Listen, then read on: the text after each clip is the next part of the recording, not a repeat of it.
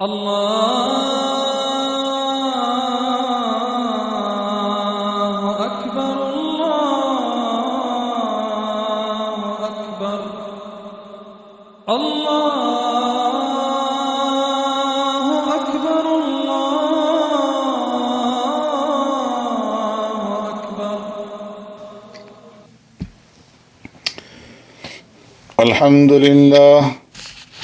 الحمد لله وحده والصلاة والسلام على من لا نبي بعده. أما بعد فأعوذ بالله من الشيطان الرجيم. بسم الله الرحمن الرحيم.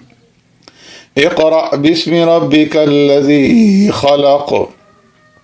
خلق الإنسان من علق. اقرأ وربك الأكرم الذي علم بالقلم علم الإنسان ما لم يعلم. صدق اللہ مولانا العظیم. معزز سامعین و ناظرین، سورہ علق مکی صورت ہے اور اس صورت کے اندر 19 آیات ہیں. ترتیبی اعتبار سے اس صورت کا نمبر 96 ہے اور نزولی اعتبار سے اس صورت کا نمبر جو ہے وہ 1 ہے کہ سب سے پہلے اس صورت کی یہ ابتدائی 5 آیات آقا نامدار سرور کائنات رحمت دو عالم صلی اللہ علیہ وسلم کے اوپر نازل ہوئیں. اس صورت کی دوسری آیت میں خلق الانسان من علق کے الفاظ ہیں اور اسی سے پھر اس صورت کا نام سورہ علق جو ہے وہ لیا گیا ہے. اس صورت کی ابتدائی 5 آیتیں سب سے پہلے وہی ہے جو پیارے پیغمبر صلی اللہ علیہ وسلم میں غار حراء کے اندر نازل ہوئی اور اس صورت میں اللہ کی ربوبیت کے لیے بطور دلیل کے انسان اور اس کی پیدائش اور انسان کے بعد دیگر انعامات خداوندی کا تذکرہ کرتے ہوئے توحید کی دعوت جو ہے وہ دی گئی ہے. اہل علم فرماتے ہیں کہ سورہ علق سے لے کر کے آخر تک جو چھوٹی چھوٹی صورتیں آتی ہیں ان میں قرآنی تعلیمات کا خلاصہ بیان کر دیا گیا ہے. اس صورت کی پہلی آیات جو ہیں یہ سب سے پہلے نازل ہوئی تھیں اور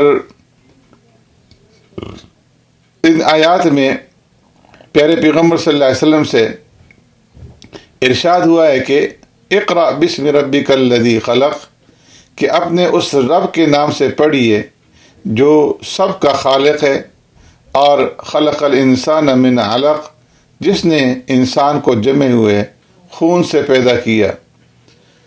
اور فرمایا کہ اقرأ وربک الاکرم الذی علم بالقلم، جس نے انسان کو قلم کے ذریعے سے علم سکھلایا، اس کے نام سے پڑھیے اور انسان کو وہ کچھ بتایا کہ جو انسان اس سے قبل جو ہے نہیں جانتا تھا.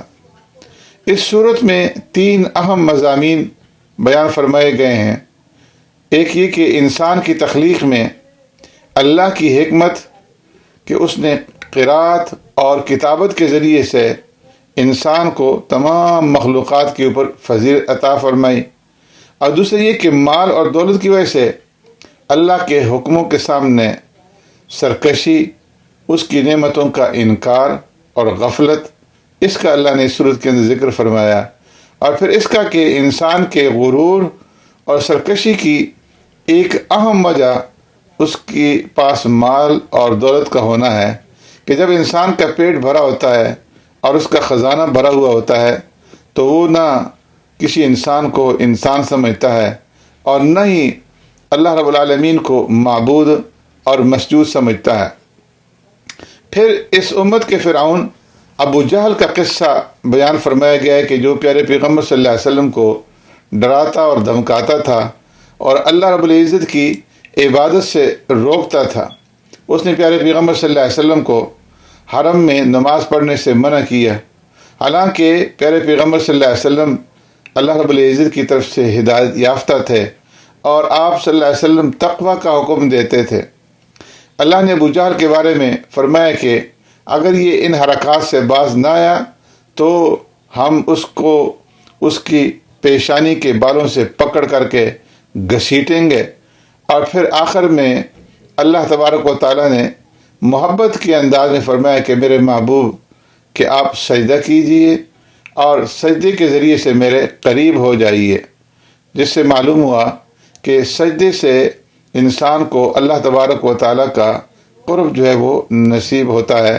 اسی لیے پیارے پیغمبر صلی اللہ علیہ وسلم نے ارشاد فرمایا ان اقرب ما یکون العبد من ربہ وهو ساجد، کہ بندہ سب سے زیادہ اپنے رب کے قریب سجدے کی حالت میں ہوتا ہے۔ اللہ تبارک و تعالی ہمیں بھی اپنی پیشانیاں رب العالمین کے سامنے سر بسجود کرنے کی توفیق عطا فرمائے۔